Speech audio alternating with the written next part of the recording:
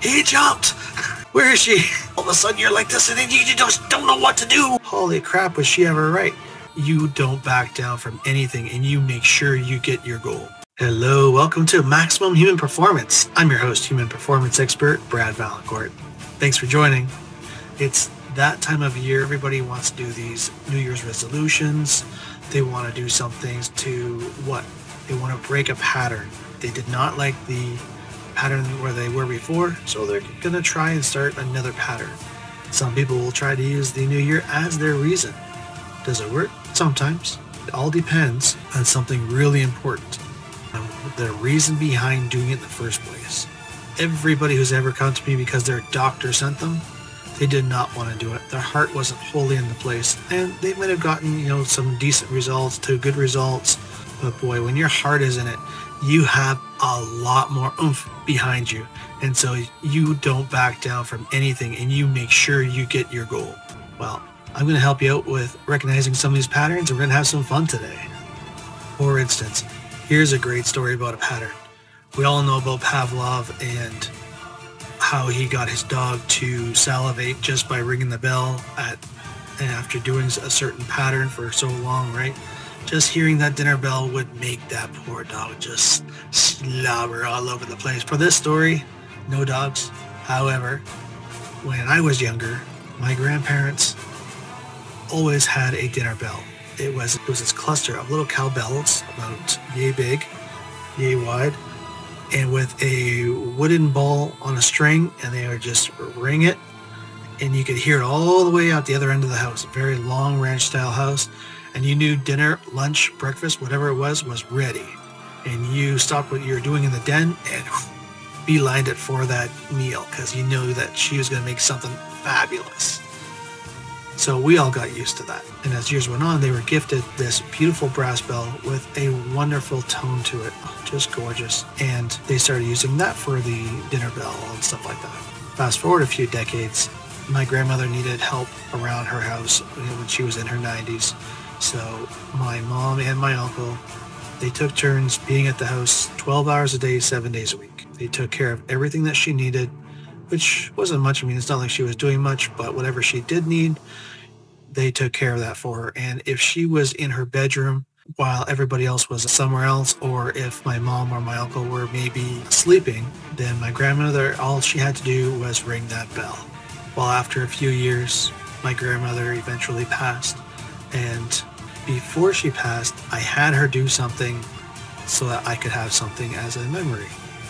And I asked her to ring her bell, to which I recorded it, didn't tell anybody.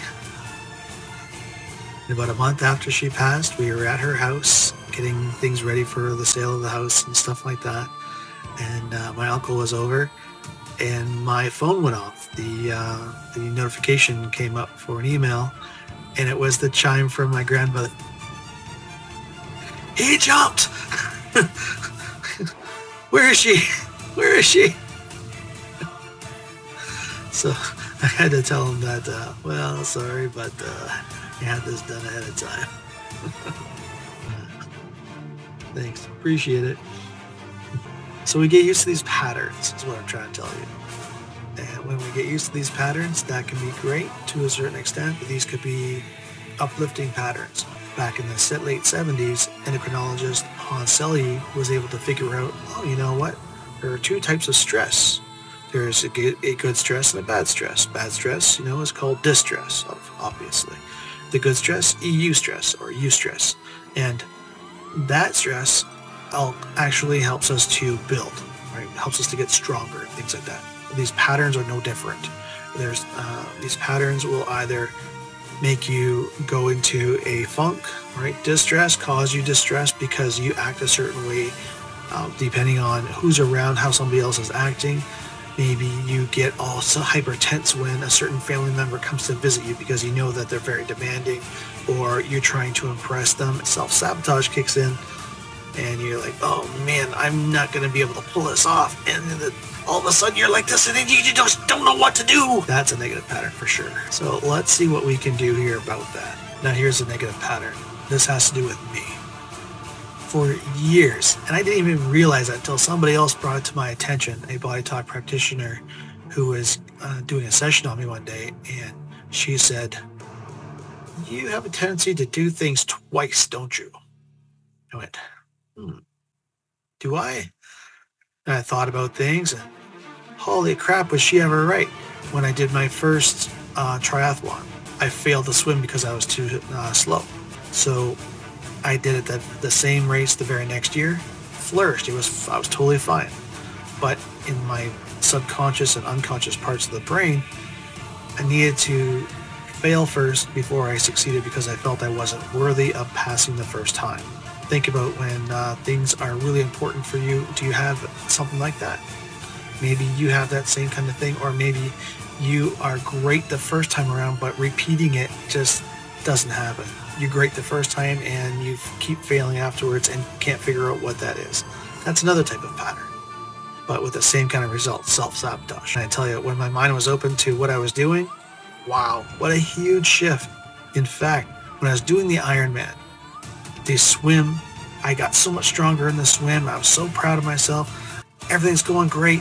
And then all these locals trying to come over so they can watch the race because everybody wants to watch the race. As a competitor, you're like, yes, people are watching. This is so awesome. I can feel their high energy. This is great. However, when you're on a boat or a sea-doo and you want to watch the swim part, every time you come up and another boat comes up and you stop, what happens? A wave. A wave comes up because you're making this wave, and the next boat makes a wave, the next boat makes a wave. Well, the second half swimmers, we kept having to go swim, swim, swim, push off to the side because of the wave, swim, swim, swim, push back off to the side because of the wave, and we just couldn't control it. We just got pushed off to the side. And I nearly missed my opportunity to finish that race. It's like, no, I'm past this. I don't need to do this twice, wait another year before I can do this.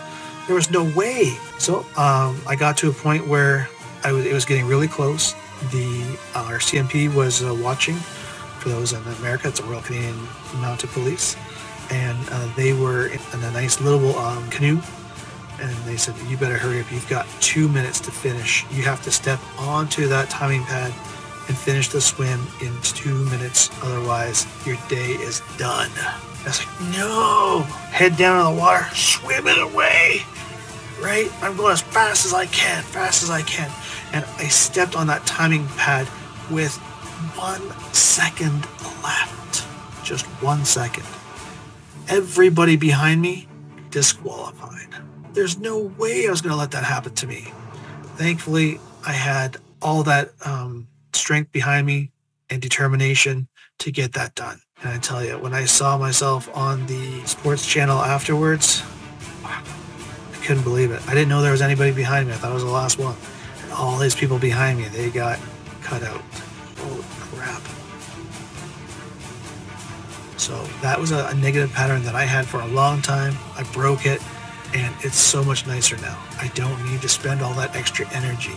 And there are a lot of high achievers out there that have the same pattern. When you spend that extra energy, one, it can be a lot harder that second time, and two, you may not get that opportunity that next time. For instance, had I failed, then the injury that I got 6 weeks later, which put me not only out of doing marathons, but out of doing any long distance triathlons for the rest of my life. See, I didn't have that opportunity. I didn't know what was coming up. I found out, and I'm so happy that I finished that race. Not only did I finish, I flourished.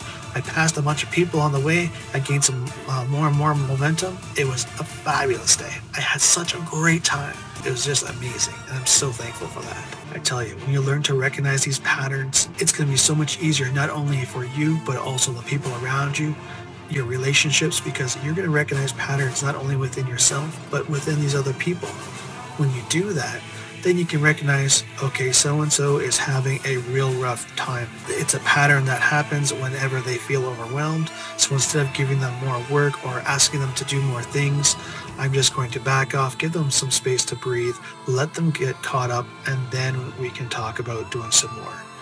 Things of that nature. Or maybe if it's a spouse and you see that, they're just constantly feeling overwhelmed, maybe they're constantly in a worried state, then you recognize that pattern. Oh, you know what? They're always in a worried state whenever it comes time to maybe go and get the kids or take the kids somewhere, and she feels like there's just not enough time. Or maybe he feels that, I've got so much to do and I'm going to get this done, but everybody's going to be late and everybody's going to blame me. Right? Another pattern. You think that you're going to get blamed for everything. So with these patterns that you are embarking on changing, make sure that you recognize these patterns within yourself. You can ask people who are close to you. They can certainly help you out if they are honest with you. If they're really on your side, they're going to want to help. Another thing that you can do is to figure out, okay, these are the goals that I have. These are the areas of my life that I want to change from the inside out, right? Because everything's got to start from the inside. Even if you want to, say, lose 10, 20 pounds, you still have to have that dedication to yourself inside and figure out, okay, well, why is it? What is this pattern that I need to break? Maybe it's a pattern that I keep getting down on myself, and that's why I'm an emotional eater. And from there, I end up, gaining more and more weight every month because I emotionally eat. Right? How often do you see that happen? You see that a lot. And it's not these people's fault, but they need to recognize this is a pattern that needs to change if I'm going to live a longer, healthier life. And if I'm going to have a lot more happiness in my life. Now, did you know there's a difference between a pattern disruption and a pattern deletion? One is, as it says, it's just a disruptor. If somebody is on a rant and you see that and it's just tearing them apart, then you might disrupt them in some way, shape, or form so that they can stop that train of thought. And they can go on to a better train of thought, one that is lighter, but one that is going to actually help them. I see this with my people all the time. They get on this train of thought and they can't get past it. They can't, especially with these high achievers, right? They want to go and just get everything out of every little thing. The problem is it exhausts them. And when that exhausts you, you're going to have zero energy for the things that really matter to you, the things that you can really build upon. Now, if you want to delete a pattern, if you want to stop smoking, maybe you want to stop being up at crazy hours and then getting up at crazy hours because it's just not conducive to your good health. So in order to delete patterns, you need to find the root cause as to why it's there in the first place. Why is this there? Is this something that you picked up from childhood? Maybe it's a pattern that you had to always finish what you started, no matter what it was. For myself, I'll use myself as another example. For instance, growing up, I've got two loving parents. They want the world for me. However, they both worked full-time, so my grandmother, when I was younger, and I would spend a lot of time together, and my grandfather. And it was great. I would ride my bicycle over to their place about a mile away, and we would do all kinds of different things. They had a park right across the street. It was wonderful. And, there was just a lot of love there. Now, what I didn't realize until that same body talk practitioner said to me after working with her for a couple of years, she said, "Your grandmother helped raise you, didn't she?" And out of the blue, I was like, yeah. Oh my God, yeah. I miss her so much. I was holding on to all of the stress. And as soon as she said that, I had so many years of walls built up just come melting down right away. It was awesome, and I couldn't believe it. It's all she said was, "Your grandmother helped to raise you." And then I just broke down. I broke down, and wow, I just couldn't believe it. So many walls, and I was such a better man for it. Wow, it was awesome. I love seeing that because before getting into this kind of stuff, I had so many walls up myself that I didn't recognize all these different patterns that were going on. I was so tightly wound. It was crazy. I was always on the edge. I was very intense. Anybody that was with me with sports or work or anything, it was a very intense time because that's what I knew. That's the only thing that I knew was to be intense 100% of the time. Yeah, that gets to be tiresome to a lot of people after a while. I don't need to be so intense 100% of the time. I can learn to back off now. But yeah, that was quite the shift. It was awesome. I appreciate that. Danielle, if you're watching this, thank you so much for what you've done for me over the years. I appreciate you so much. Thank you. Another thing when it comes to deleting patterns is you have to get rid of all of the different attachments. When you get rid of these attachments, it's going to be so much better because you're getting rid of all the accomplices that are with it, right? Not just the mafia boss, but you're getting everybody that was along with it. And wow, what a huge difference you feel. Shoulders come down, the world is brighter, and those patterns that were weighing you down and keeping you from accomplishing those goals, man, those goals, those opportunities to knock down those goals, they start rolling it hard and fast, and you're ready. You're like, yeah, let's do this. All right, let's get this done. Yes, let's get this done now. Fantastic, right?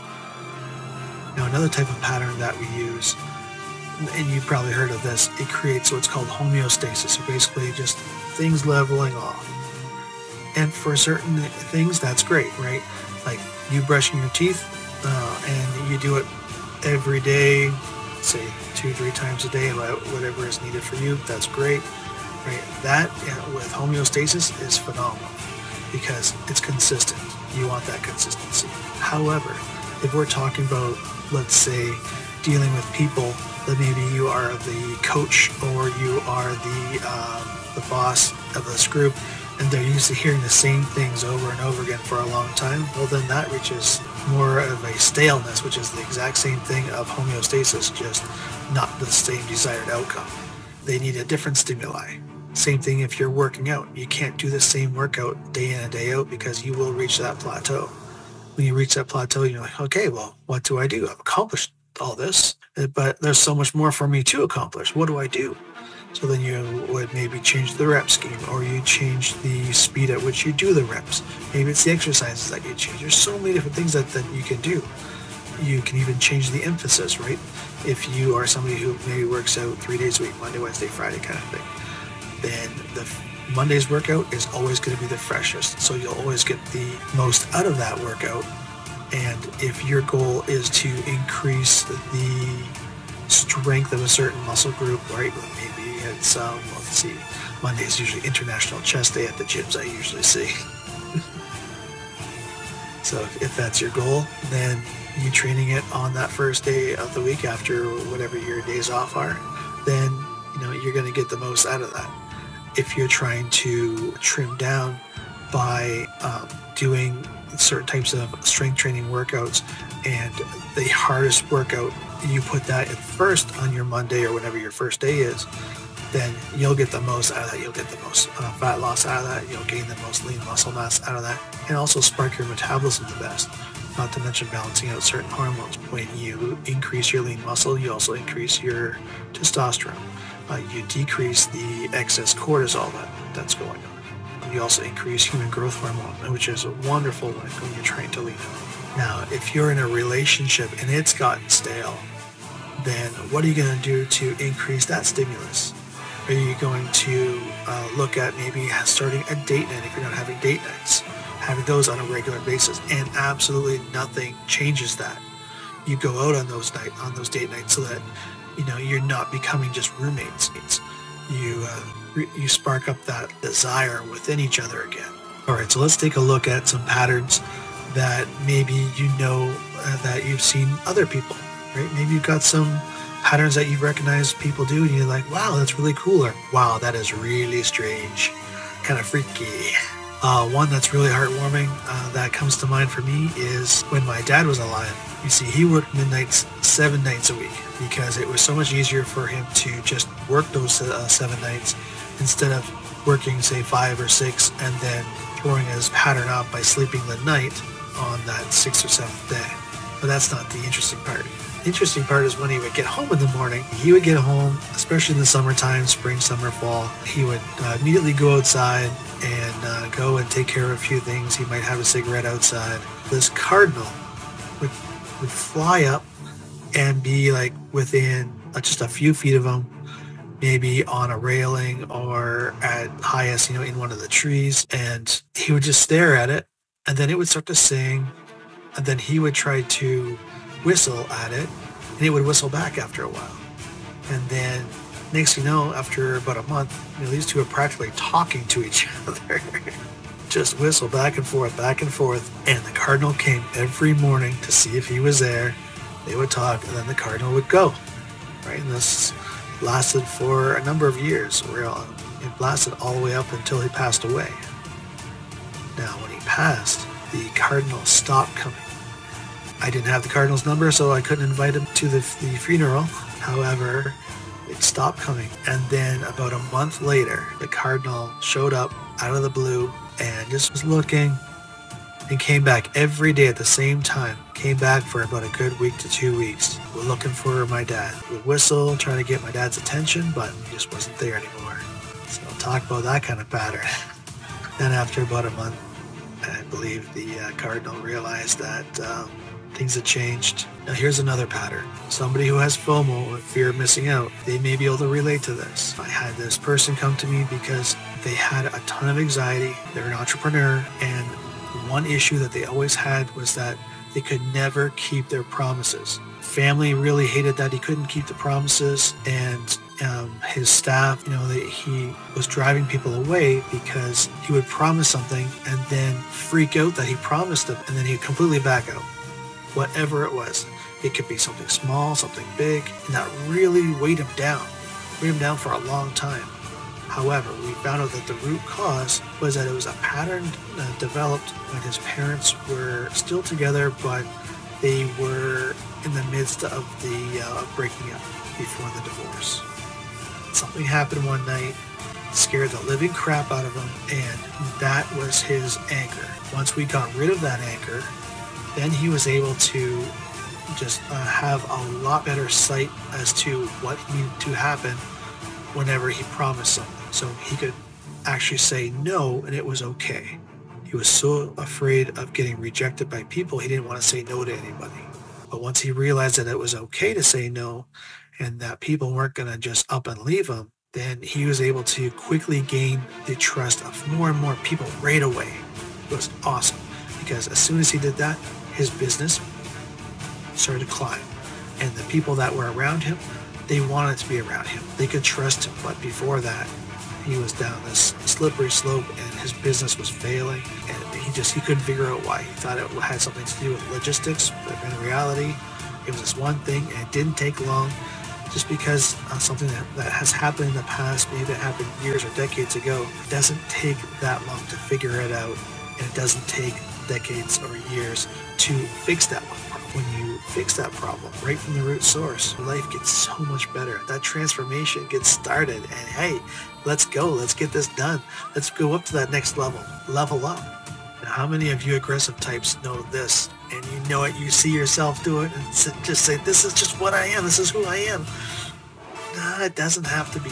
What I'm talking about here is if you're somebody who just feels like I have to blow everything up first and then I'll ask for forgiveness later. If you do that pattern all the time, then people stop trusting you, because it shows that you don't trust them, that you have to push everybody away no matter what it is, how small it is, you make it bigger, right? You overdo it.